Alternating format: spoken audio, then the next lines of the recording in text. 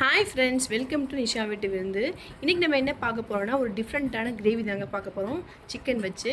என்னோடய தம்பி வந்து சிக்கன் வாங்கிட்டு வந்து எதாவது டிஃப்ரெண்ட்டாக பண்ணி தாங்க கண்ணு என்கிட்ட சொன்னாப்புல. அதை வச்சு என்ன பண்ண போகிறோம் இன்றைக்கி, புதினா சிக்கன் கிரேவி ஆக்க போகிறோங்க. இதுக்கு நான் ஒரு 3 பல்லாரியை வந்து சாப் பண்ணி வச்சுருக்கேன், 2 தக்காளி கட் பண்ணி வச்சுருக்கேங்க. அடிகனமான ஒரு அகலமான ஒரு கடாயை வச்சு அதில் 2 கிராம்பு 2 பட்டையை நல்லா பொரிய விட்டு இந்த வெங்காயத்தையும் போட்டு நல்லா வதக்குங்க. அதில் வந்து இஞ்சி பூண்டு பேஸ்ட் போட்டுக்கோங்க. அந்த வெங்காயம் வந்து ரொம்ப ப்ரௌன் ஆகணும்னு அவசியம் இல்லை, ஒரு கண்ணாடி பதம் வந்தாலே போதும்.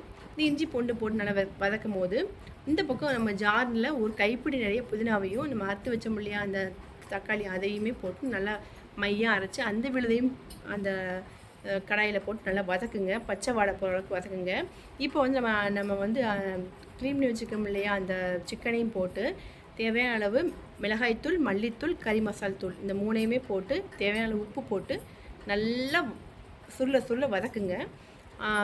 அதுலேயே நீங்கள் வந்து ஒரு பாதி வந்து கறி வந்து வெந்துடணும், அந்தளவுக்கு நீங்கள் வந்து சிம்மில் வச்சு கூட வதக்குங்க. அப்புறம் வந்து நம்ம கேர்டு வந்து ஒரு கிண்ண அளவுக்கு கேர்டு மட்டும் போட்டு கொஞ்சம் தேவையான அளவு தண்ணி போட்டு, என்கிட்ட வந்து கருவேப்பிலை வந்து ஃப்ரெஷ்ஷாக இல்லை, காஞ்சதாக இருந்துச்சு, அதனால் மேலாக்க போட்டிருக்கீங்க. அதை போட்டு நல்லா கலந்து விட்டு ஒரு மூடி வச்சு ஒரு 20 நிமிஷம் கழிச்சு நீங்கள் பார்த்தீங்கன்னா பஞ்சாக வெந்திருக்குங்க. கறி சூப்பராக இருக்குங்க. அந்த சிக்கனோட ஃப்ளேவரே வேறு மாதிரி இருக்குங்க. நீங்கள் இதே மாதிரி செஞ்சு பார்த்துட்டு எப்படி வந்துச்சுன்றதை எனக்கு ஷேர் பண்ணுங்கள், சப்போர்ட் பண்ணுங்கள். தேங்க்யூ.